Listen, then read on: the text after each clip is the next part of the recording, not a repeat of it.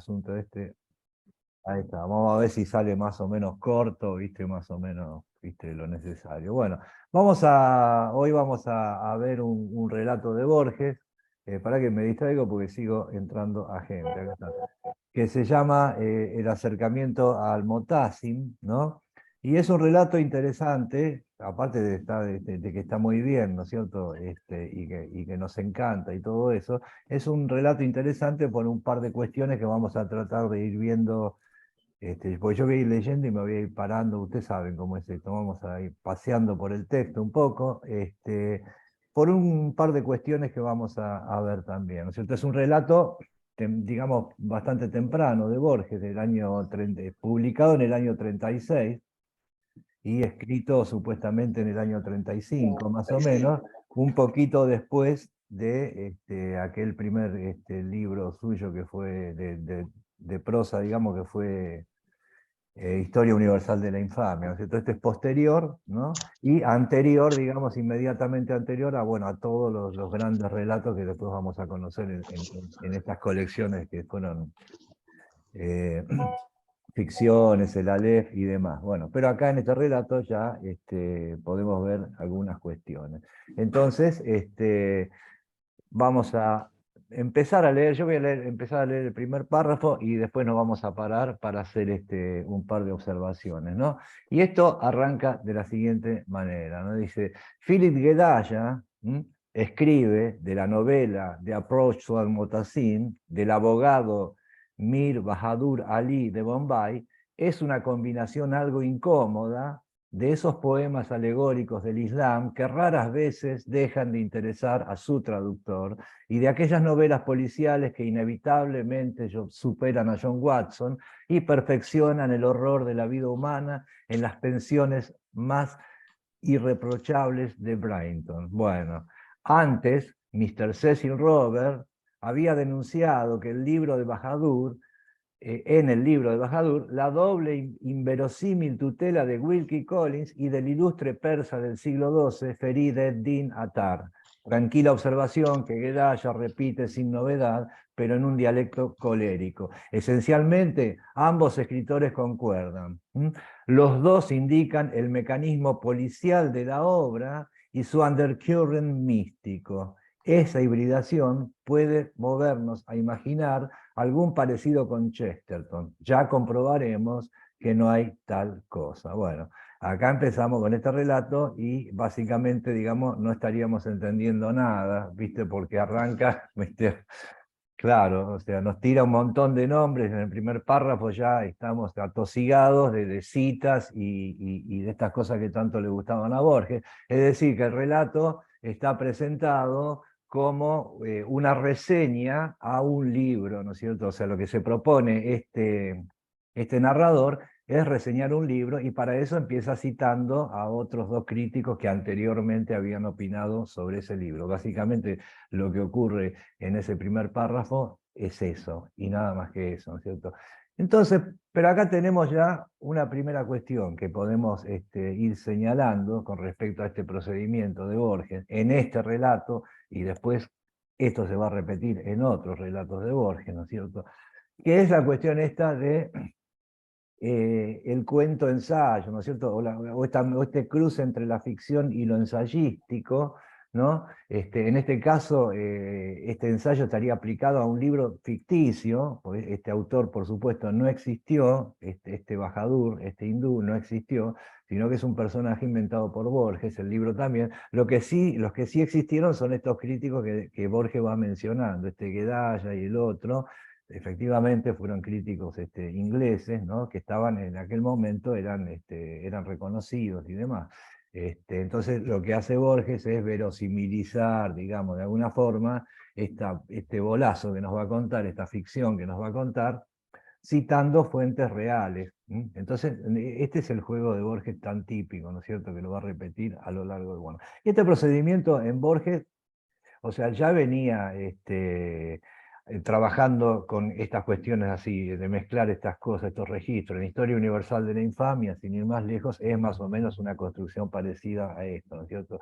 Entonces él, este cuento, que va a aparecer, por otra parte, que creo que no lo dije, ¿no? Desde el 36 va a aparecer en un libro de ensayos, que se llama Historia de la Eternidad, como una especie de suplemento, ¿no es cierto? Y él después lo va a incorporar, este relato que siempre le gustó y siempre lo reivindicó, Borges, lo va a incorporar primero al jardín de senderos que se bifurcan y después va a terminar de aparecer, va a terminar de encontrar el lugar en ficciones, ¿no es cierto? Pero bueno, es muy anterior a todos los otros, ¿no? Y acá una primera cosa que resulta interesante. Ahí está Mirta, mira, hola Mirta, ¿cómo andás? Tanto tiempo. Hola, Bueno, no sabés lo que te perdiste, bueno, ¿qué va a hacer? Este, estoy acá desde el principio. bueno, bárbaro. Entonces, digo que hay una primera cosa interesante para señalar acá, es que se acuerdan cuando tantas veces que vimos, ¿no? Estos asuntos de Borges, Borges siempre sostuvo y lo reafirmó en cada reportaje que le hacían, ¿no es cierto?, que después de aquel famoso accidente que él había tenido, ¿se acuerda que estuvo al borde de la muerte, que había pasado no sé cuántos días, ¿viste? Así, entre la vida y la muerte, delirios y demás? Después, para probarse que él podía escribir, que no había perdido sus facultades, digamos, él escribe lo que, según él mismo, es su primer relato, eh, completamente de ficción, que es Pierre Menard, autor del Quijote. Bueno, estamos viendo que eso no es cierto, porque acá tenemos este relato que es 3 o 4 años anterior y que está al mismo nivel, digamos, de estructuración y de maestría ya que Pierre Menard, o sea que no es que Borges escribió Pierre Menard para probarse a sí mismo que no había perdido la facultad. Eso es parte de su mito personal, ¿no es cierto? Borges ya lo dijimos muchísimas veces, también es un autor que se inventó a sí mismo incluso como personaje, más allá de su producción de ficciones y demás. Otra de las grandes ficciones de Borges es el propio Borges, ¿no es cierto?, como se presentaba en sociedad. Entonces su mito dice que su primer relato fue Pierre Menard. Y ya vemos que, bueno, está esto, y hay cosas anteriores también, ¿no es cierto? ¿No? O sea, por eso siempre cuando hablamos de alguna afirmación que hace Borges, siempre tenemos la prudencia de decir si vamos a creer lo que dice Borges, porque Borges está lleno de trampas, ¿no? Insisto con eso. Entonces, bueno, ya tenemos este primer relato con una estructura muy parecida a la de Pierre Menard, y me parece a mí, con el mismo nivel de maestría. Esto es un relato absolutamente maduro ya en esta época. De hecho, él después lo incorpora también a ficciones, ¿no es cierto? Y también acá está, vamos a hacer otra observación, después vamos a seguir otra, y ya voy a seguir leyendo el texto, no se preocupen que es un texto breve también, no pasa, no nos va a llevar demasiado tiempo. Pero hay otra cuestión acá. Él, en el prólogo de Ficciones, Borges dice lo siguiente, ¿no es cierto? Dice: desvarío laborioso y empobrecedor el de componer vastos libros, el de explayar en 500 páginas una idea cuya perfecta exposición oral cabe en pocos minutos. Mejor procedimiento es simular que esos libros ya existen y ofrecer un resumen, un comentario. Eso dice Borges en Ficciones, y es exactamente lo que hace acá. O sea, no voy a escribir una novela de 500 páginas que se llame El acercamiento al Motacil. Hagamos como que ese libro ya está escrito, y yo te voy a contar un resumen de lo que es eso. Y entonces, ¿pero qué pasa? Es Borges, ¿no es cierto? O sea, ese resumen que Borges nos cuenta de esa novela extensa es una cosa tan impactante, tan magistral, o más aún, que si hubiéramos leído un bodrio de 500 páginas, ¿no es cierto? Entonces, es esa cosa que tenía Borges contra la novela, ¿no? Contra la extensión de la novela, que él consideraba que era un género muy insatisfactorio, porque una novela necesariamente está llena de un montón de cosas que no, de relleno, ¿no es cierto?, y que sirven simplemente para sostener la trama.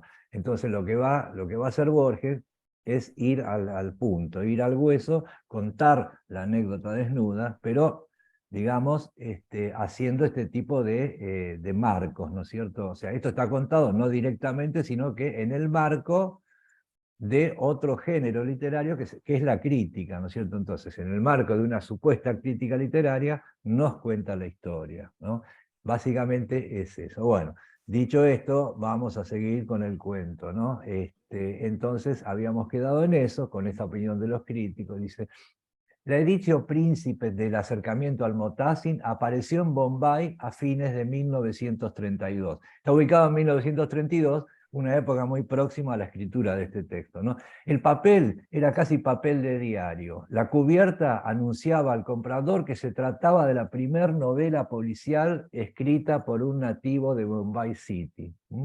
En pocos meses, el público agotó 4 impresiones de 1000 ejemplares cada una. Un éxito total, ¿no es cierto? Esta primera novela policial, acá dice primer novela, así está en el original, ¿no es cierto? O sea, vendió 4000 ejemplares, ¿no? Se vendió muy bien. Y entonces, acá cita unas revistas, la Bombay 4 Review, la Bombay Gazette, ¿no? Dispensaron su ditirambo, ¿eh? Un éxito. Entonces, Bahadur publicó una edición ilustrada que tituló The Conversation with the Man Called Al-Mutasim y que subtituló hermosamente Un juego de espejos que se desplazan. Ante el éxito de aquella primera edición, que había salido casi en un papel ridículamente barato, decide publicar otra edición, pero modificada, digamos, ¿no? Ya con otro título y demás, además con ilustraciones, y le agrega un subtítulo muy interesante, ¿no? Un juego con espejos que se desplazan. Este, Fíjense ese subtítulo. Si esto no define claramente la propia poética de Borges, más explícito no podía ser. Todos los personajes de Borges, o casi todos, no seamos fundamentalistas tampoco, y casi todas sus ficciones no son más que esto, ¿no? Son juegos con espejos que se desplazan. El espejo en Borges, bueno, no vamos a abundar en eso, pero ya se sabe lo que es, ¿no es cierto?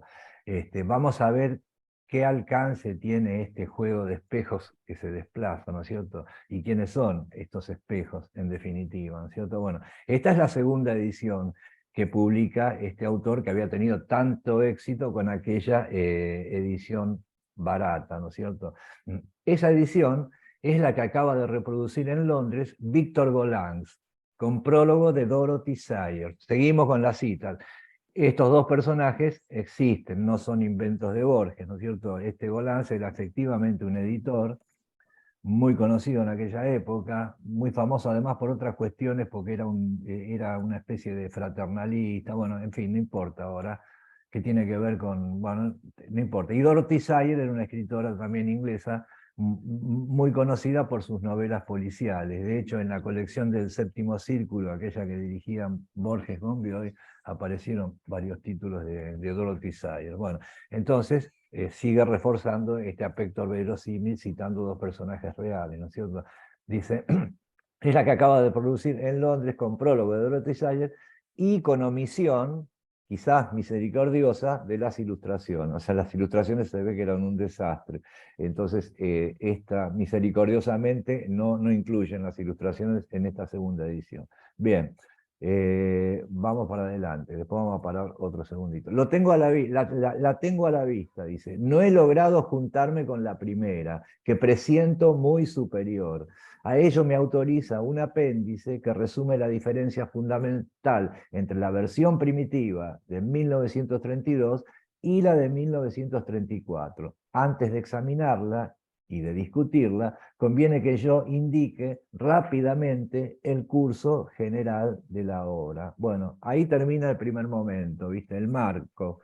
El primer marco termina ahí y ahora va a empezar lo que es efectivamente la anécdota, la peripecia que narra originalmente la novela esta de este hindú que escribía en inglés, ¿no es cierto? Ese es otro detalle interesante. Recuerden que esta novela está presentada como la primera novela policial producida por un hindú, digamos, ¿no es cierto? Ustedes saben, los ingleses dominaban la India, entonces esto se presenta como la primera, o sea, digamos, el primer reflejo en idioma inglés, de un género inglés básicamente, pero escrito por un nativo. Es decir, acá podemos hacer, si me permiten irme un poquito de rosca, acá hay un paralelo también entre lo que pasaba con las literaturas latinoamericanas. Es decir, estamos hablando de una literatura de las colonias, de las colonias. En este caso inglesa pasaba lo mismo, en cierto modo, con la literatura hispanoamericana,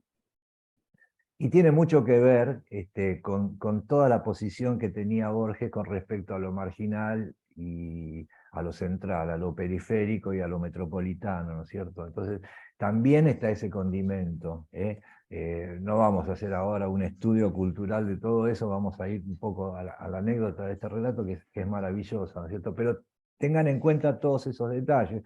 Si después ustedes releen el texto, porque son bastante orientadores en cuanto a la posición que tenía Borges en general con respecto a las literaturas, ¿no? Las distintas tradiciones también. En fin, bueno, entonces ahora va a contar de qué se trata. Su protagonista visible, no se nos dice nunca su nombre, es estudiante de Derecho en Bombay. Blasfematoriamente descree de la fe islámica de sus padres, pero al declinar la 10ª noche de la luna de Muharram, ahora vamos a ver un poco eso, se halla en el centro de un tumulto civil entre musulmanes e hindúes. Estos enfrentamientos en la India que, bueno, a la larga derivado en la formación de dos estados, que fueron la India y Pakistán, ¿no? Todos los musulmanes para un lado y los hindúes para otro. Uno de estos enfrentamientos, en uno de estos enfrentamientos se ve involucrado este muchacho del que nunca vamos a saber el nombre, ¿no es cierto? En el mes de Muharram, que es el mes sagrado, el que da inicio al año musulmán, ¿no es cierto? Que se lo conoce como el mes prohibido. Son esas fechas ríspidas y álgidas que es muy probable que se produzcan estos enfrentamientos. Bueno, en ese mes, en esa festividad, se halla en el centro de un tumulto civil entre musulmanes e hindúes. Es noche de tambores e invocaciones. Entre la muchedumbre adversa, los grandes palios de papel de la procesión musulmana se abren camino. Un ladrillazo hindú vuela de una azotea. Alguien hunde un puñal en un vientre. Alguien, musulmán, hindú, muere y es pisoteado. 3000 hombres pelean, bastón contra revólver, obscenidad contra imprecación. Fíjense esto, Dios, el indivisible contra los dioses.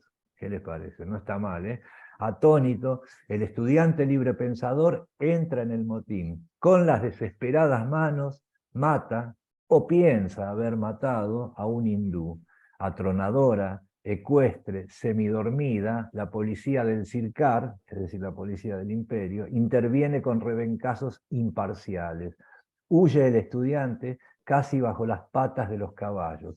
Busca los arrabales últimos, atraviesa 2 vías ferroviarias o 2 veces la misma vía. Escala el muro de un desordenado jardín con una torre circular en el fondo. Bueno, una chusma de perros color de luna emerge de los rosales negros. Acosado, busca amparo en la torre. Sube por una escalera de fierro. Faltan algunos tramos y en la azotea, que tiene un pozo renegrido en el centro, da con un hombre escuálido que está orinando vigorosamente en cuclillas a la luz de la luna. Ese hombre le confía que su profesión es robar los dientes de oro de los cadáveres trajeados de blanco que los parsis dejan en esa torre.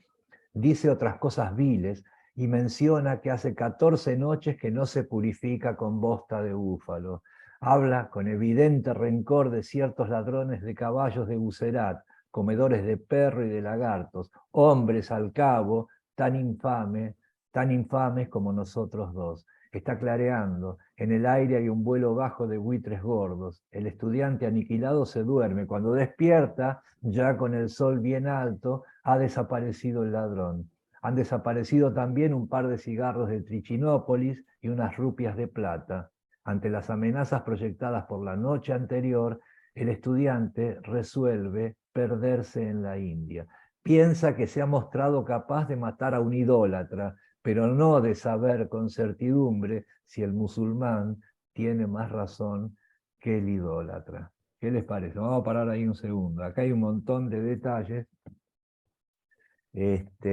O sea, tiene una intensidad casi de una película esto, ¿no es cierto? Uno está ahí participando y está contando, está resumiendo lo que dice la novela en 21 capítulos, ¿no es cierto?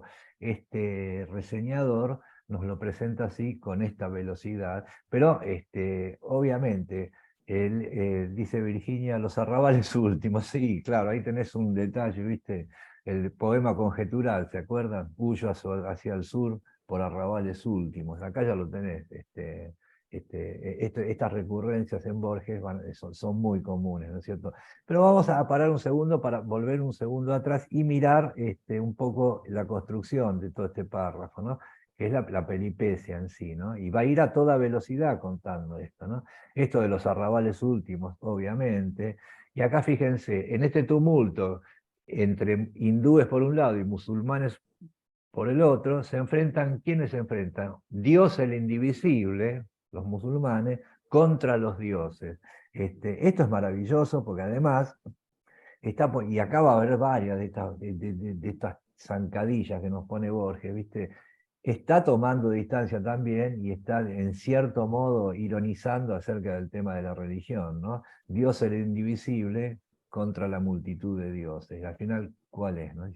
Y acá dice Silvia en el chat, 2 vías ferroviarias o 2 veces la misma vía. Otra vez te pone la vacilación, no se sabe muy bien. En ese delirio, ¿no es cierto? En esa fiebre, en ese frenesí de la huida, qué sé yo, 2 veces la misma vía, ¿viste? O 2 vías, no importa. Después, fíjense también la adjetivación, ¿no? Con las desesperadas manos, ahí tenemos la famosa hipálaje, ¿no? Acá ya las empezaba a usar Borges, y las va a seguir usando a mansalva a veces, ¿no es cierto? Las desesperadas manos, bueno, qué sé yo. Bueno, el desesperado era él, ¿no es cierto? No las manos. Bueno, mata o piensa haber matado. Fíjense cómo el tipo va saboteando cada una de las afirmaciones. Eran 2 vías o 2 veces la misma vía, ¿viste? Mató o pensó que lo mató, pero no importa, para el caso es lo mismo. Si pensó que lo mató, lo había matado en definitiva. Bien, y después estos adjetivos que él adjudica a la policía, digamos, o a los militares estos que están reprimiendo, atronadora, ecuestre, semidormida. Y los rebencazos son imparciales. Esto es maravilloso, ¿no es cierto? Bueno, y huye hacia los arrabales. También el hecho, Isaías, Sí, sí, decime, Sergio. no, el hecho de que también él es un libre pensador. Es un Es libre decir, pensador. él no está a favor ni del único Dios ni de los múltiples dioses, ¿no es cierto? No, Es decir, él es un libre pensador que se ve involucrado, pero que sin embargo después, con el correr del relato, va a ser quizá la persona más espiritual de todas, ¿no? exactamente, ¿viste? Y además acá mismo ya ¿cómo es? Se le plantea esta, esta duda, esta reflexión, ¿no es cierto? Piensa que se ha mostrado capaz de matar a un idólatra, pero no de saber con certidumbre si el musulmán tiene más razón que el idólatra. Ahí ya te da una clave de la idiosincrasia de este personaje, ¿viste? Es decir, hay acciones inmediatas que uno las lleva a cabo, ¿no es cierto? Ahora, después la reflexión por ahí te va indicando otra cosa, ¿no es cierto? Y también, bueno, habla un poco de la actitud general de este personaje. Se refugia en la torre esa y se encuentra con este profanador de cadáveres. Los parsis estos son los persas que dejaban a los muertos en la torre para que se las comieran los buitres, ¿no es cierto? Y este tipo vivía de robarle los dientes, las cosas que podía sacar de los cadáveres, ¿no es cierto? Es decir, se encuentra con una persona de la más baja estofa, ¿no? Que, sin embargo, hace también, el tipo hace una reflexión interesante con respecto a lo que sería la condición humana. Le dice, hombres al cabo tan infames como nosotros dos. ¿Eh? Es decir, acá está siempre la homologación esta borgiana, o sea, esta desjerarquización que hace Borges de todas las idiosincrasias, en definitiva, y también en algún punto de todas las filosofías o de todas las creencias, ¿no es cierto? Está claramente acá. Y todo mechado en un relato que va a toda velocidad, ¿viste? Uno casi prácticamente no se detiene a pensar en los adjetivos, ¿no es cierto?, en estas observaciones que son como muy laterales, y sin embargo terminan siendo centrales, porque te va formateando la lectura, ¿no es cierto? Entonces después cuando uno lo relee, obviamente el cuento cada vez es más intenso, cada vez es más rico, suele pasar eso. Y sin embargo, igualmente funciona como una aventura, sí. Ahí cuando dice Isa, más infames que nosotros dos, o algo que vos Tan recién infame, leíste, sí, tan claro. infames, está de algún modo adelantando lo que viene después en el cuento también, ¿no? Sí, claro, exactamente, ¿viste? Pues ahora va a venir toda la peregrinación de este muchacho que está huyendo, ¿no? Pero vamos a ver ahora cómo deriva. Bueno, vamos a seguir un poquito adelante, ¿no? Entonces, el tipo se despierta, ve que le faltan algunas pertenencias que se las robó este ladrón de cadáveres, y dice, el nombre de Bucerat no lo deja, algo que había dicho el ladrón ¿no? Y el de una Malca Sansi, mujer de casta de ladrones de Palampur, muy preferida por las imprecaciones y el odio del despojador de cadáveres. Arguye que... Isa, perdón, te puedo interrumpir ahí, porque Sí, yo sí. no sé si no es un problema que tengo yo con esta versión, pero ese párrafo, esa oración, ¿no está incompleta? ¿No hay algún problema con esa? A El ver, nombre de Bucerat, esa que leíste, el nombre de sí, Bucerat, sí, te no lo lo leo. deja. Sí, Y el de una mujer Sansi de Palampur, muy preferida por las imprecaciones y el odio del despojador claro. de cadáveres, Sí, o sea, por ahí el i ¿qué pasó? tendría que haber sido un ni.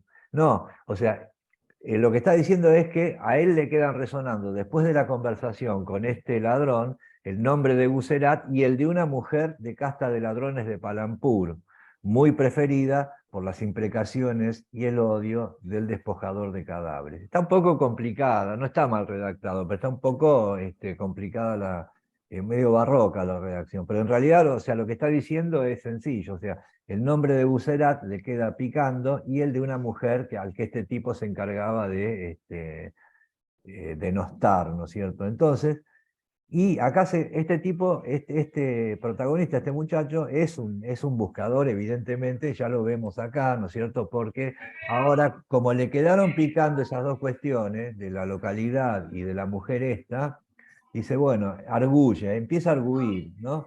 Y lo que arguye es lo siguiente, arguye que el rencor de un hombre tan minucioso, a ver que tengo un ruido ahí, si pueden cerrar los micrófonos se los agradecería. Después lo abrimos en cualquier momento, no pasa nada. Bueno, entonces, dice, si este tipo está tan interesado en denostar, debe ser alguien interesante, ¿viste? Entonces dice que el rencor de este hombre implica un elogio en realidad. Entonces resuelve, sin mayor esperanza, buscarla. Yo creo que acá hay una clave, o sea, ya hay una primera intención de buscar algo, buscar a esta mujer en aquel lugar, ¿no es cierto? Pero sin mayor esperanza. Resuelve sin mayor esperanza buscarla. Y yo creo que esta resolución, esta búsqueda sin mayor esperanza, es la que va a tener lugar a lo largo de todo el cuento. Veremos después a ver a dónde nos lleva eso, ¿no es cierto? Bien, reza. Fíjate, Sergio, este libre pensador reza de todas maneras, ¿no? Reza y emprende con segura lentitud el largo camino. Así acaba el segundo capítulo de la obra. O sea, vamos a toda velocidad, ¿no es cierto? Imposible tratar las peripecias, y acá está lo que decía, ¿no? En esa intención de la resumen. Ya está, ahora no, es imposible, no te voy a contar todo lo que pasó. Vamos a saltearnos 10 capítulos y vamos a los bifes, ¿viste? ¿Qué es lo que nos interesa? Recuerden que Borges, entre otras cosas, era un lector de enciclopedias, ¿eh? Era un dedicado lector de enciclopedias. Entonces, ese tipo de lectura así miscelánea y picoteada y saltando de un tema a otro es muy característico, ¿no es cierto? Él lo usa ahora como un procedimiento. Bueno, imposible narrar, así que te voy a resumir un poco para no perder el tiempo, dice, ¿no?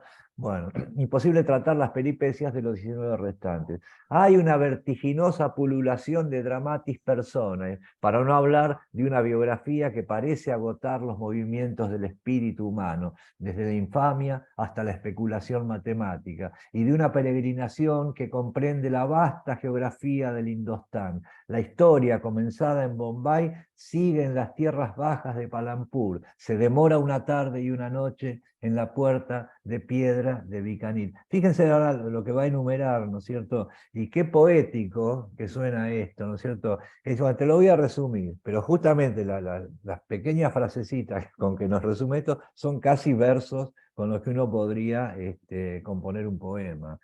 Si tuviera ganas, si tuviera tiempo, y si no tuviera otra cosa mejor que hacer, que es exactamente nuestra situación en la vida. Bueno, no importa, vamos. Entonces, lo que hay en la novela es eso, fíjense, se demora una tarde y una noche en la puerta de piedra de Bikaner. Narra la muerte de un astrólogo ciego en un albañal de Benarés. Conspira en el palacio multiforme de Katmandú. Reza y fornica en el hedor pestilencial de Calcuta. En el macho Abasar mira nacer los días en el mar desde una escribanía de Madrás. Mira morir las tardes en el mar desde un balcón en el estado de Travancore. Vacila y mata en Indapur y cierra su órbita de leguas y de años en el mismo Bombay, a pocos pasos del jardín de los perros color de luna. Y díganme ustedes si este pequeño párrafo no es un poema, ¿no es cierto? Y un gran poema también, ¿no es cierto? Y acá entonces tenés esta cosa de Borges, que está el ensayo, está la narración, está la crítica literaria y está también la poesía. No podés prácticamente separar ninguno de esos registros. A mí este me encanta. Sobre este párrafo es muy evocador, ¿no? Los perros del color de la luna. Bueno, y eso era el resumen que él hace de toda la peripecia de esta novela. Y es una historia circular, porque termina en la misma ciudad, en el mismo lugar, exacto, en la misma torre donde empezó, ¿no es cierto? El argumento es este. Bien, un hombre, el estudiante, incrédulo y fugitivo que conocemos, cae entre gente de la clase más vil y se acomoda a ellos en una especie de certamen de infamias. De golpe, fíjense ahora el adjetivo, con el milagroso espanto de Robinson ante la huella de un pie humano en la arena, percibe alguna mitigación de infamia, una ternura, una exaltación, un silencio en uno de los hombres aborrecibles.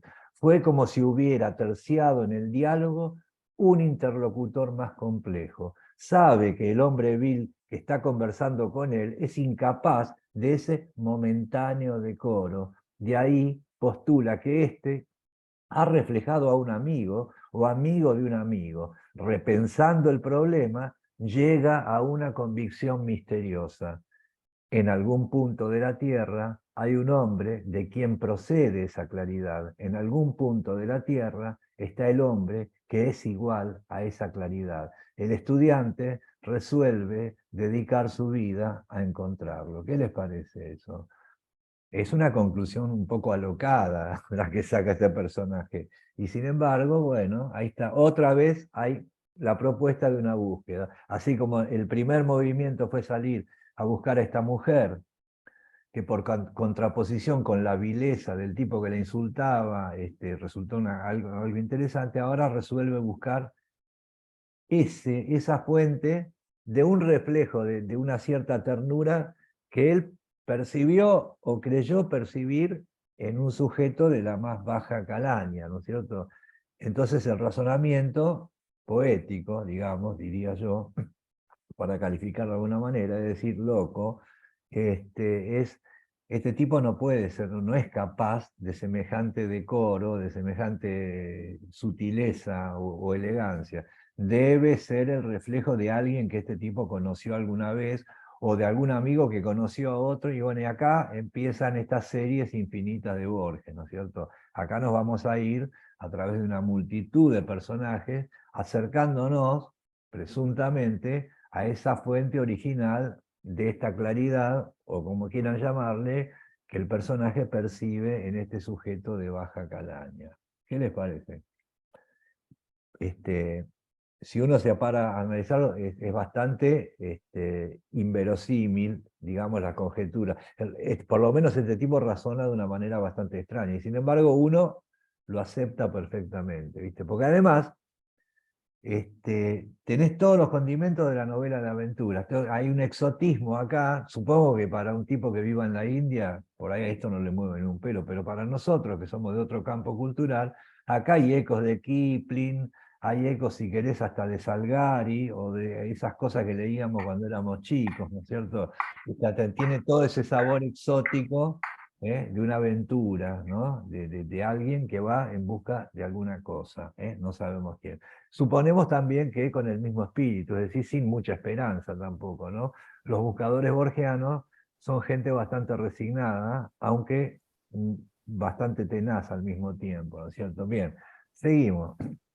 Resolvió encontrarlo, dedicar la vida a eso. Ya el argumento Pero general entre... Sí, pero dale. también él, para percibir ese reflejo, tiene que haber tenido una especie de espejo, ¿no? Es decir, Bueno, que él no es el que inicia la serie, es el que inicia la serie, pero a su vez es parte de la serie. es parte de la serie, exactamente. Ahí está otra vez aquello que tantas veces, Sergio, dijimos, ¿viste? Son, los personajes son, o sea, son componentes de series, ¿viste? O sea, no hay individualidades acá, son unos reflejos. Bueno, el soñador soñado de las ruinas circulares, ahí tenés la serie otra vez, ¿viste? Yo voy a soñar un hombre y resulta que me habían soñado a mí y alguien había soñado a mi soñador y alguien bla, bla, bla, así hasta el infinito, para atrás y para adelante. O sea, acá está planteado exactamente el mismo dispositivo, el mismo mecanismo, ¿no? Ahora, díganme ustedes ahora si Pierre Menard fue el primer cuento de Borges. Acá estamos 4 o 5 años antes, ¿no es cierto? Bueno, este, Isa, y le salió bastante bien, digamos, ¿no? Sí. no, ¿Quién? yo lo que quería comentar es que no nos olvidemos que en las filosofías orientales, que ya sea de la India o del Japón o todo, por ejemplo, viste que yo te dije hoy del Vedanta, Sí. aún en el ser humano más abyecto hay un reflejo de la luz de donde sale. Entonces quizás él pueda estar tomando esta filosofía, No, ¿no? Como seguro, claro, claro, claro, claro que sí, sí, sí. O sea, por acá eso tenés, él pone que busca la claridad, claridad por luminosidad, por luz, por lo absoluto, ¿no? acá claramente Y tenés, hasta lo cristiano a su imagen y semejanza a mí bueno, ahí me sonó tenés, o también, sea, ¿no? está todo esto, o sea, acá esto, o sea, Borges, ¿se acuerdan que lo dijo? A él le interesaba la metafísica, le interesaba la mística, estaba muy interesado, a veces se le ha querido adjudicar a Borges mismo un carácter místico, ¿viste? Yo no sé, no me parece que sea así, pero sí que le interesaba, porque ¿qué es la mística? En todo caso, a estos efectos, la mística es el sesgo estético de lo religioso, ¿viste? Vos tenés la religión establecida con sus, ¿viste? Sus dictadores, sus códigos y sus leyes inquebrantables, pero tenés un escape, una fuga mística en cada religión, ¿viste? Tiene ese aspecto, y esas fugas místicas apuntan más o menos todas para el mismo lado, que es lo que decía recién Rosana y lo que dice Silvia también, ¿viste? Que es la identidad con algo, ¿viste? La imagen y semejanza, el resplandor, ¿viste? La luz primera. Acá tenés también todo el sistema del gnosticismo, ¿no es cierto? Aquel Dios desconocido y cerrado en sí mismo, la luz primera, digamos, o la luz única, ¿no? Que pues no hay manera de definirlo, ¿no es cierto? Que se fragmentó en 150.000 millones de pedazos, que es el universo y es la materia, ¿no es cierto? Entonces cada uno de nosotros tenemos una chispa de aquella cosa primera, ¿no? Y la idea es que alguna vez se reúnan esas chispas otra vez en su causa primera, ¿no es cierto? Acá está eso también, esta chispa que responde al resplandor original. De alguna forma este sería este buscador, ¿no? Pero ya veremos. Y Sí, aparte, disculpa, Isa, el final también lo explica, esto sí, que estamos sí, diciendo. bueno, claro, claro. Ahora vamos a ver, tiene su gracia también el final ese y las acotaciones. Bueno, entonces, Dice así, la insaciable busca de un alma a través de los delicados reflejos, acá tenés los espejos, ¿se acuerdan del subtítulo, no? Un juego con espejos que se desplazan, que ésta ha dejado en otras. En el principio, el tenue rastro de una sonrisa o de una palabra. En el fin, esplendores diversos y crecientes de la razón, de la imaginación y del bien. A medida que los hombres interrogados han conocido más de cerca a Almotacin, este Almotacin, digámoslo etimológicamente, significa el que busca refugio o el que busca amparo. Es decir, en el nombre de Almotacin tenés a otro buscador también, ¿eh? O sea, somos buscadores que buscan al buscador. Bueno, es Borges, ¿no es cierto? Siempre te va a poner un espejo adelante de otro, ¿no es cierto? Entonces, son reflejos de este Almotacin, ¿no? A medida que su porción divina es mayor, a medida que se acercan a él, pero se entiende que son meros espejos. Acá Sergio acá lo dice claramente, ¿no? El tecnicismo matemático es aplicable. La cargada novela de Bahadur es una progresión ascendente cuyo término final es el presentido hombre que se llama Almotacin. El inmediato antecesor de Almotacin es un librero persa de suma cortesía y felicidad. El que precede a ese librero es un santo. Y podíamos seguir a lo mejor. El que precede a ese santo es un asesino ¿viste? De viejas, no importa. Al cabo de los años, el estudiante llega a una galería en cuyo fondo hay una puerta y una estera barata con muchas cuentas, y atrás un resplandor. El estudiante golpea las manos una y dos veces y pregunta por Almotacin. Una voz de hombre, la increíble voz de Almotacin, lo insta a pasar. El estudiante descorre la cortina y avanza. En ese punto la novela concluye. Listo, ¿viste? ¿Qué les parece? O sea, sí, ahora vamos a seguir, ¿no? Pero hasta acá es la novela del hindú ¿eh? Esta primera novela policial, producida por un nativo, digamos, de la India. Y acá está, o sea, acá terminaba la novela. Ahora, lo que este reseñador nos está contando a nosotros es la primera versión de la novela. Y ahora vamos a ver que va a hablar un poco de lo que es la segunda versión de la novela, y acá es donde Borges empieza con el tema de la crítica literaria, ¿no es cierto? Acá él va a exponer, va a volver a exponer su teoría, aquella que ya había dicho algo con respecto, no sé si se acuerdan ustedes, tiene un ensayito que se llama de las alegorías a las novelas, ¿no es cierto? Y acá va a volver a aparecer esa teoría, aplicada a estas dos ediciones que hace este nativo, ¿no es cierto? Bien. Entonces, ahí termina la novela. Nunca sabremos qué es lo que pasó, porque no podemos saberlo, ¿no? O sea, si este muchacho, después de haber traspasado la puerta, de haber llegado al resplandor, él volviera, no nos podría contar nada en realidad, porque su experiencia sería inefable, ¿no es cierto? Espera que le doy entrada a alguien más. Bueno, vamos a seguir.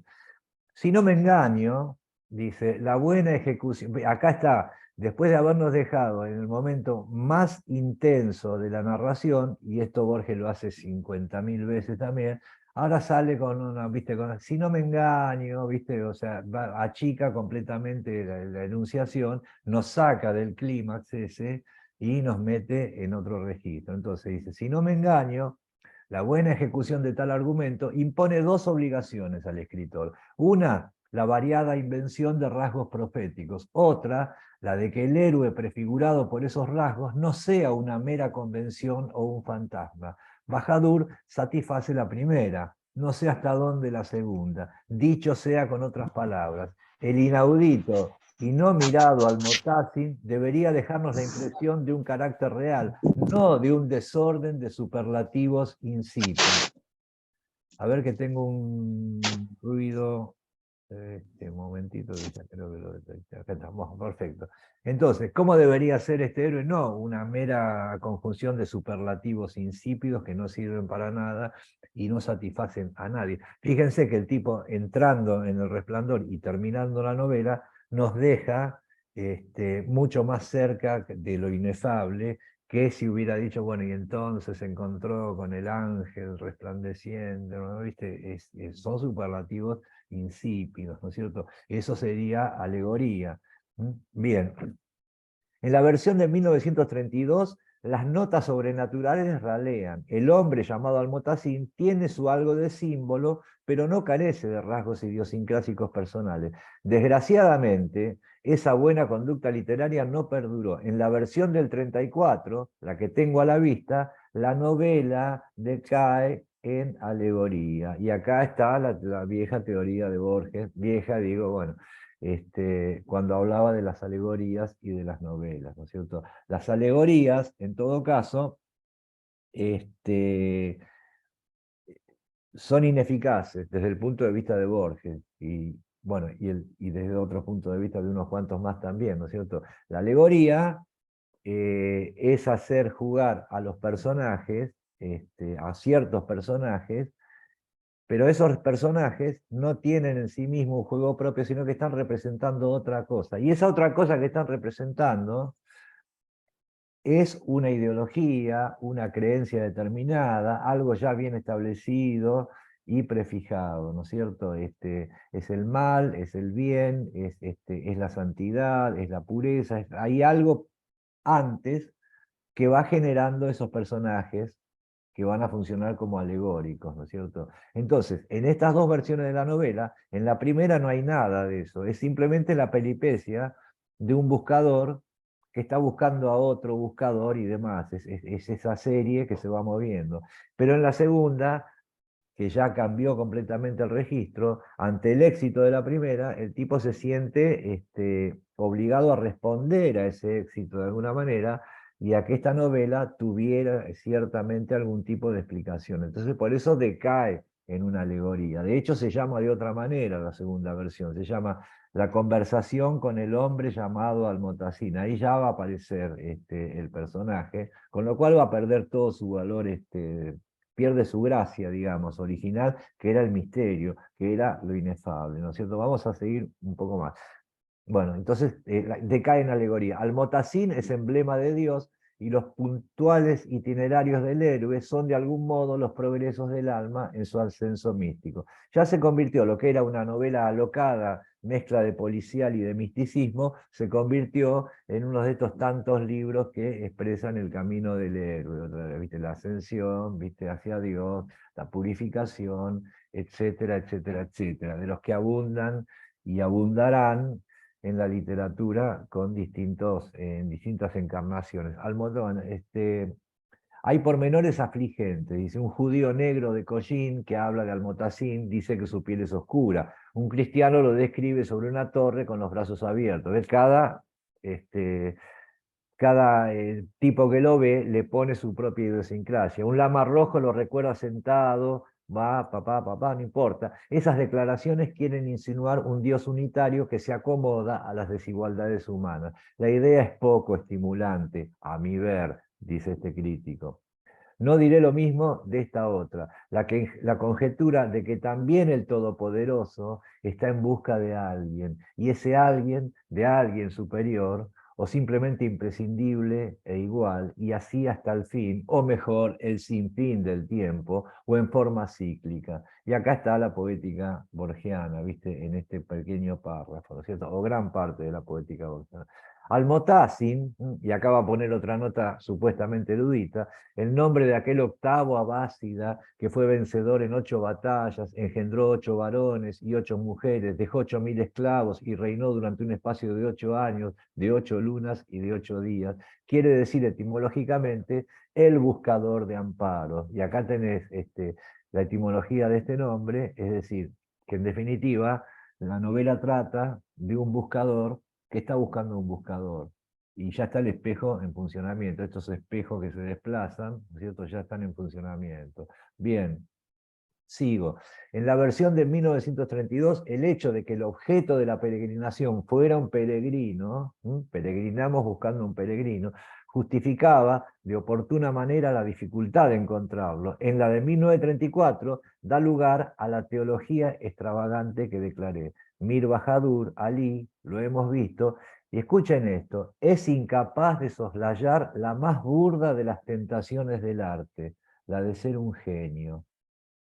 Anoten, literatos presentes aquí. No caigamos en la más burda tentación del arte, ¿viste?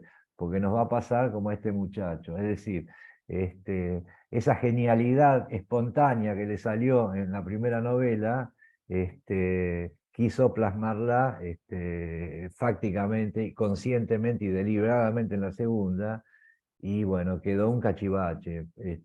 Esto suele pasar. El genio, lo sos o no lo sos, te sale o no te sale, por misteriosas razones, nadie sabe cómo es esto, pero no quieras ser un genio porque pasa esto. Posiblemente tengas mucho más éxito y recaudes mucho más dinero, pero aquello ya lo perdiste, ¿no es cierto? Ahora, ¿qué quiere decir esto? Caer en la tentación de ser un genio. ¿Mm?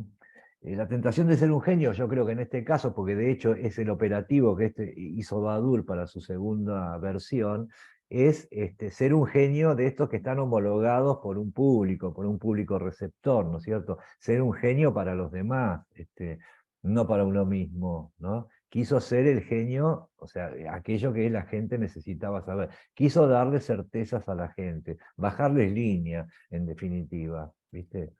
Entonces, esta frase me parece que es para anotarla ahí y pegarla en la heladera, ¿no? La más burda de las tentaciones del arte, la de ser un genio. Releo lo anterior y temo no haber destacado las virtudes del libro. Hay rasgos muy civilizados, por ejemplo, cierta disputa del capítulo 19, en la que se presiente que es amigo de Almotacin, un contendor que no rebate los sofismas del otro, para no tener razón de un modo triunfal. Se entiende que es honroso que un libro actual derive de uno antiguo, ya que a nadie le gusta, como dijo Johnson, deber nada a sus contemporáneos. Esto es algo que Borges va a repetir en muchísimos estos reportajes, que a nadie le gusta deber nada a sus contemporáneos, cosa que es absolutamente cierta, ¿no es cierto? Por eso en los epígrafes de nuestro haiku citamos a, viste, qué sé yo, a Hesíodo, a Homero, viste, nunca citamos al pibe que escribe versos acá a la vuelta, pues no le queremos deber nada, ¿viste? Son como Y por eso él lo cita a Johnson y no cita a ningún contemporáneo. Sí, totalmente. Él es el primero que hace esto, pues más vale que sí, ¿viste? Entonces, bueno, y a los contemporáneos que cita, los contemporáneos que cita suelen ser de mediocres para abajo, no sea que alguno, ¿viste?, le hiciera sombra, eso también pasaba, ¿viste? O bueno, es así. Entonces sigo. Los repetidos pero insignificantes contactos del Ulises de Joyce con la Odisea homérica siguen escuchando, nunca sabré por qué, la atolondrada admiración de la crítica. Los de la novela de Bajadur con el venerado coloquio de los pájaros, que era la obra que habían citado al principio, ¿no es cierto? Bueno, no importa, o sea, la comparan con eso, ¿no es cierto? El coloquio de los pájaros, ahí hoy Sergio puso algo en su grupo, puso el cuento en el grupo y lo ilustró con el Simur, ¿no es cierto? Que es el pájaro del cual habla el libro, el coloquio de los pájaros, que es de un místico del siglo XIII, de por ahí, que yo lo tengo ese libro. Bueno, entonces dice, tiene relación con ese libro, dice, pero conocen el no menos misterioso aplauso de Londres. Bueno, otras derivaciones nos faltan. Algún inquisidor ha enumerado ciertas analogías de la primera escena de la novela con el relato, bla, bla, bla, bla, bla.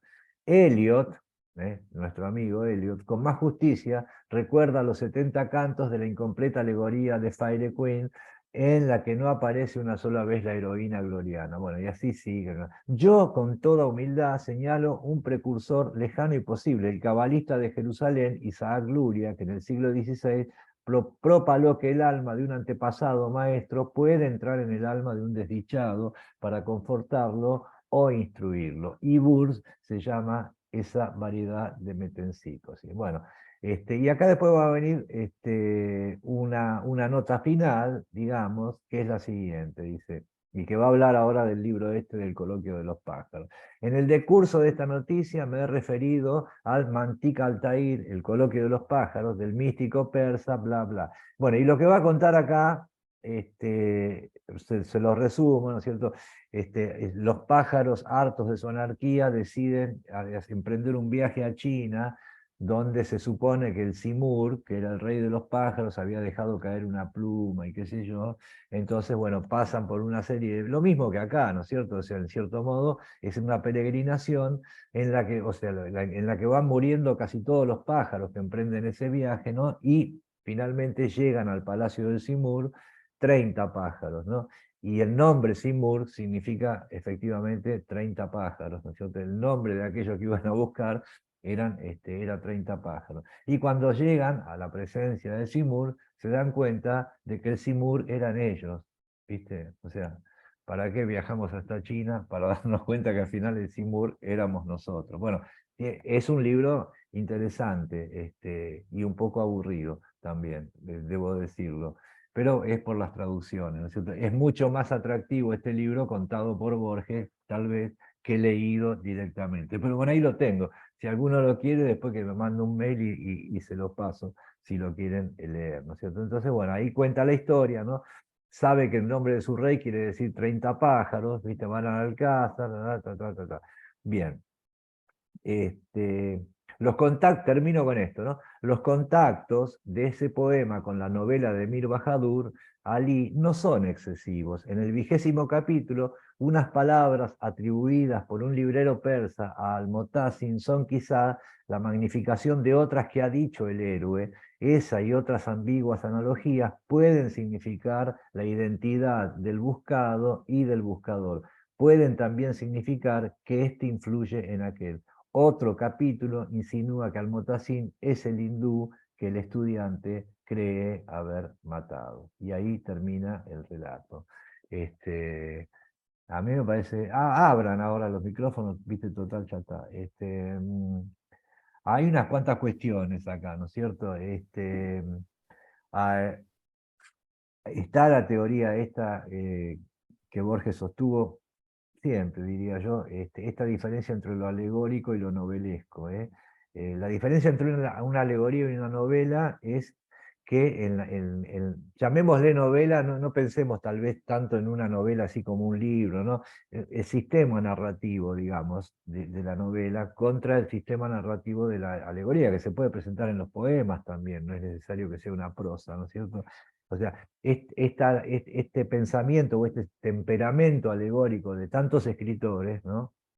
Y acá muchas veces o varias veces dijimos, por ejemplo, que Marechal, sobre todo en su Adán Buenos Aires, aunque también en los otros libros, es un escritor alegórico. O sea, los personajes de Marechal son alegorías de otra cosa, son personajes que son funcionales a ciertas ideas que están antes que la aventura, ¿no es cierto? La aventura también está, pero puesta al servicio de un mensaje, de una especie de mensaje. Bueno, entonces, este simboliza tal cosa, aquel simboliza tal otra, y aquel simboliza tal otra, y todos juntos hacen una exposición de tipo teológica o filosófica, son ilustraciones de un sistema de pensamiento.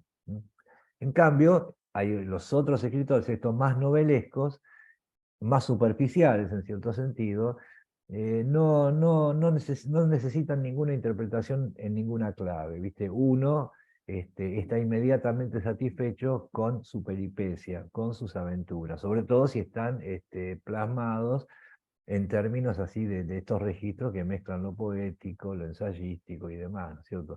Hay una cosa interesante más, digo interesante para mí, por ahí a ustedes no les importa, pero digamos, ya que estamos con este relato, para darle un poquito más de contexto, ¿no es cierto? Igual no hace falta que lo entendamos, a mí me gustó y listo, ¿viste? Me hizo acordar a Salgari, qué sé yo, no importa. Pero digamos, esta cuestión de cómo relatar o cómo dar cuenta, en todo caso, de lo inefable de este momento de visión, ¿viste? Esta cosa mística, que va a aparecer en el Aleph también, ¿no es cierto? En el Aleph tenemos lo mismo, es decir, dos personajes y una visión. Daneri, que es el dueño del Aleph, digamos, porque está en su casa, y este Borges ficticio que aparece y ve el Aleph. Entonces Daneri es el tipo que es el escribano literal, el escriba literal, que va a dar cuenta de lo que ve todo, con todo detalle, ¿viste? Procurando que todo quede clarísimo, de manera tal que el mensaje no sea enturbiado. Y el otro personaje, que no es el alegórico, que es digamos, el novelista, que sería ese Borges personaje, va a hacer lo que hace acá, es decir, resumir en una medianamente larga enumeración puntos, ni siquiera puntos claves de lo que ve, sino determinados puntos, y con esa red de enumeraciones nos deja cerca del misterio, pero nunca vamos a poder percibir lo que el tipo percibió, y él mismo declara que es imposible, ¿no es cierto? Aquí comienza mi, no sé cómo dice, ¿no es cierto? Eso por un lado. Entonces, acá están estos dos tipos de estos, hay más, ¿no? Pero están estos dos temperamentos, digamos, literarios, ¿cierto? Lo dijimos varias veces y comparando entre distintos escritores, ¿cierto? También dijimos que son centrífugos o centrípetos, son maneras de decir más o menos lo mismo, ¿cierto? Pero puntualmente este relato, tiene un antecedente, digamos, que es, por ahí no es que uno lo pueda rastrear tan sencillo, ¿no? Pero por ejemplo, no digo, cuando Borges publica su tercer poemario, que fue Cuaderno San Martín, que creo que es del año 29, me parece, después Borges lo recortó todo, lo modificó todo, es muy difícil acceder al original posta, ¿viste? Algo como más o menos lo que pasó con Fervor de Buenos Aires, ¿no? Pero en el original, sobre el final, tenía una serie de notas sueltas, ¿viste? Entonces, y en una de esas notas, Borges cuenta que caminando de noche, como hacían, ¿no? con Mastronardi, fue la anécdota esta, estaban conversando con Mastronardi acerca de un poema que estaba escribiendo Francisco Luis Bernardes, que era otro de los compinches estos que andaban, ¿no? Y dice, bueno, ¿qué te parece el poema que está por escribir? Bernardes quiere escribir un poema sobre el ángel de la guarda, ¿no es cierto?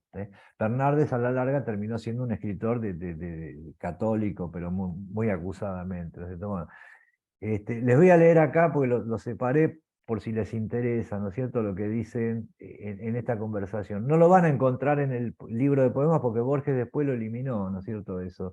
Pero a ver si lo... Entonces, Borges decía literalmente en esa nota lo siguiente, dice: por Carlos Mastronardi, en noche de discusión y de caminata, supe que Francisco Luis Bernardes, con partida amistad, pensaba dirigir un poema al ángel de la guarda. Conversamos de qué manera lo causalizaría, esas palabras que le encantaban, ¿no? Y propuse estas cosas. Y fíjense la propuesta de Borges para escribir sobre el ángel de la guarda. Dice, descartada una aparición visible del ángel por inconvincente. ¿Mm? Primer punto. Acá tenés a Almotacín, que esa primera versión no aparece. Por inconvincente, ¿qué vamos a pintar un angelito? No. Entonces, descartado eso. Esa visita, bueno, por inconvincente, solo restaba su aparición en ternura. Y acá ternura, en Almotacín, es una de las cualidades que el tipo percibe en ese personaje vil, ¿no es cierto? Sí. Entonces, no lo vamos a mostrar al ángel, lo reemplazamos por algún tipo de ternura. Eso va a ser más convincente. Bueno, sigue.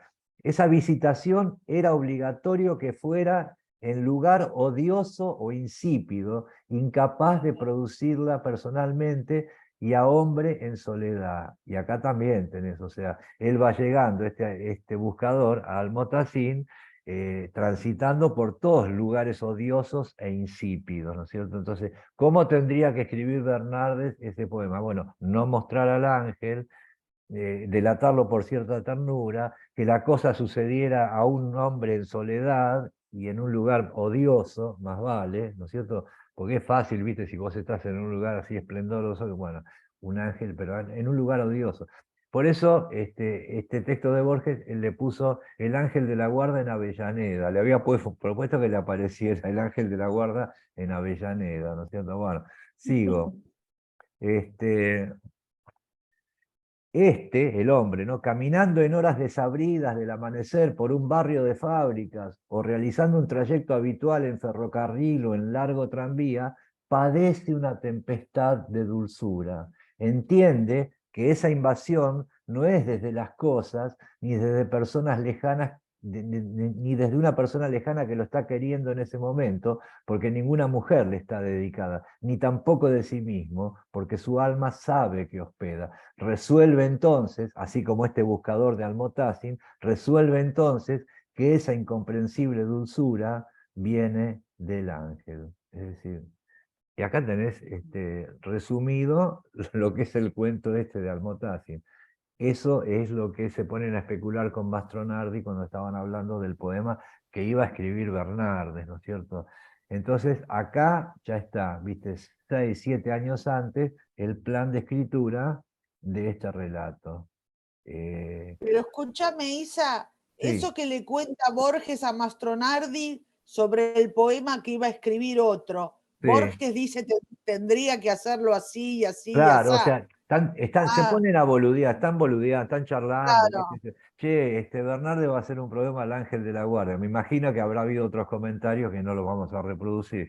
Bueno, entonces, claro. bueno, ya que va a escribir sea al que, Ángel de la Guardia, a ver, ah, ¿cómo tendría que ser? A ver, ¿cómo estaría? Claro. o Entonces, sea que ahí en esa nota del 29, del año 29, está la génesis de lo que después fue, se ve que le quedó en la cabeza. y sí, claro, o sea, tenía Y ese plan, entonces, ¿viste? O ¿no? sea, todos los elementos que aparecen en esa notita, que después se la borra, ¿no es cierto? Están en el cuento que leímos recién, ¿viste? Esa cosa, Qué en este increíble. caso es el ángel de la guarda. Y este Almotacin, de alguna manera, si uno quiere, es un ángel también, o como quiera llamarlo, ¿viste? No tenemos por qué llamarlo de ninguna manera, pero podría ser un ángel. Podría ser el más ínfimo de los ángeles, el más insignificante. Y sin embargo, para la dimensión humana, tener este peso existencial, ¿no? Que genere una búsqueda. ¿No es cierto? Entonces, con esto quiero decir, ¿viste? Por un lado, que vamos a desmitificar un poco el Pierre Menard, autor del Quijote, como el primer relato de Borges. Eso es un invento de Borges, ¿viste? Listo. Como tantos otros golazos que nos hizo creer, ¿no es cierto? Bueno, no importa. Sí, Lili, ¿vos querías decir algo? Sí, porque justamente yo estaba pensando en Luria y en otros, ¿no? Místicos. Justamente termina con Luria, lo que habla del alma que se va encarnando, y cuando él describe al principio, el inmediato antecesor de Almotacin es un librero, el anterior un Un santo. tanto, sí, claro. Entonces Claro. ese es con lo que termina la metempsicosis, ¿no? Exacto, bueno, por eso son términos de una serie, ¿viste? Una Sí, serie fantástico, cómo va infinita, ¿viste? No sé. uniendo todo. Entonces, bueno, Fantástico. este es un relato del año 36 que está inserto en un libro que no es un libro de relatos, sino de ensayo. Pero bueno, en Borges, relato, ensayo, poema, ¿viste? Viene a ser prácticamente lo mismo. Y acá está la teoría, insisto en otra cosa más, y con esto si quieren ya cerramos, ¿no es cierto?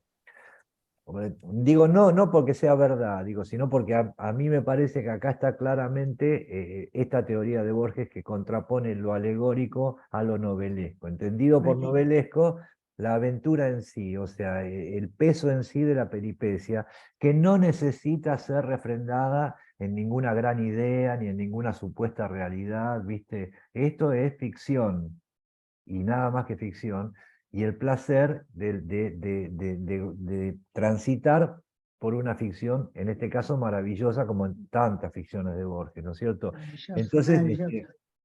por un lado tenés a los lectores, acá parte aguas con ciertos lectores, porque también Borges generó lectores. Por un lado están los lectores que buscan efectivamente un mensaje, ¿viste? Buscan la alegoría, consumen alegoría, necesitan ser educados o edificados por alguien, van en busca del mensaje, hacen esa hermenéutica. Y por otro lado está la lectura como una actividad erótica o más superficial, o sea, una lectura que no se despega de la superficie. Y con eso alcanza, porque esa superficie además es maravillosa, o sea, y está construida de una manera virtuosa. Entonces me Ese parece que sería el género policial, ¿no? Lo que le permite hacer eso es el sí, género policial, claro, y, es el que está más pegado a lo real, sin claro, didáctica, o sea, digamos, el sin registro del moral, digamos. policial es esto, es mucho más Un poco novelesco. fantástico también. También, tiene. sí, lo fantástico, lo Sí. policial y demás. Ahora, nunca alegórico. A cierto grado de símbolo siempre va a haber, es obvio, ¿no? Si uno quiere buscar alegorías, las va a encontrar. Pero bueno, pero no es el procedimiento preferido en este caso de Borges, ¿no es cierto? Es Entonces, algo, sí, Rosana. no, no, lo que pienso es que él siempre se juega por la literatura, o sea, él, como dijiste antes, no es que quiera bajar línea de una u otra teoría, sino No, que está por la ficción. por Pero la ficción.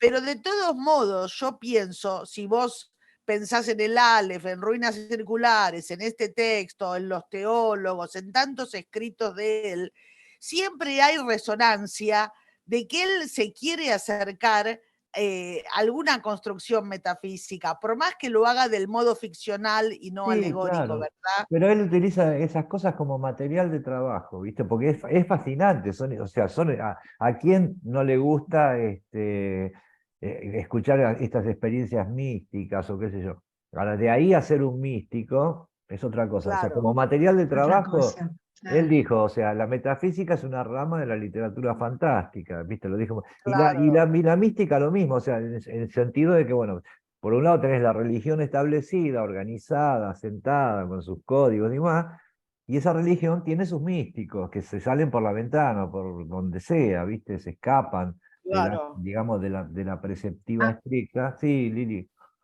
no, digo que curioso que la escalera de fierro faltan tramos. Faltan tramos, exactamente. Y él todo el tiempo está haciendo, oculta tramos, dice, no vale la pena esto, vayamos a otra Exactamente, cosa. ¿viste? Te Son saca un fragmentos, escalón, o ¿viste? Claro. empieza, La, o empieza con una página que se Claro, perdió. las faltan las dos primeras bibliotecas cuyos, páginas.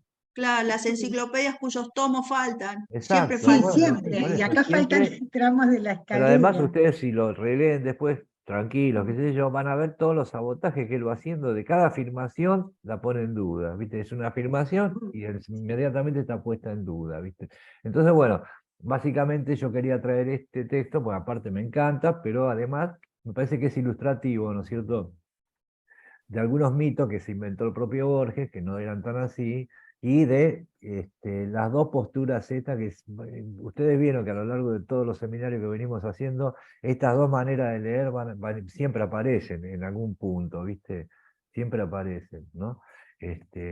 Yo no digo que ninguna sea mejor que la otra, es cuestión de temperamento eso, ¿no? Y bueno, algunos somos alegóricos, no, digo, perdón, algunos somos novelescos, y otros son alegóricos. ¿Qué le vamos a hacer? Es lo que nos tocó. No nos peleemos, ¿viste? Lo que hay también, lo que hay también es otra cosa, y es la manera de leer que tiene uno, y uno eso sí puede ajustarlo, ¿viste? Yo puedo leer, digo, cualquiera de nosotros podemos leer un poema alegórico como este Coloquio de los pájaros, que es largo, ¿no? Pero uno lo puede leer en clave novelesca. El registro tantísimas veces lo pone el lector. Podemos prescindir de la teología que hay atrás del profeta Isaías, podemos prescindir y leerlo poéticamente. No tenemos por qué comprar todo. Tenemos esa libertad, ¿viste? Usémosla, ¿viste? En todo caso, pues si no nos vamos a perder cosas maravillosas. Bueno, por mi parte, eso ha sido todo. Espero que les haya gustado. Muy lindo. Y Muchas acuérdense de que gracias. cada 15 días Gracias. hacemos una de estas cosas así abiertas y gratuitas, ¿viste? Y Muchas Muchísimas gracias. gracias. Muy Hermoso. bueno, muchas gracias. bueno, Muy bueno, Gracias, buenísimo. listo. Chau, chau. Un gusto verlos. Después Sí. por ahí lo subimos, el video, ¿viste? ¿Qué sé yo? Si tienen Bueno, ganas para que lo vean. Perfecto, perfecto. Bueno, listo. chau a Gracias, todos. Ok, chao, nos muchas vemos. gracias. Chau. Adiós, nos vemos. Gracias. Chao, hasta luego. Hasta luego. Que estén bien. Gracias.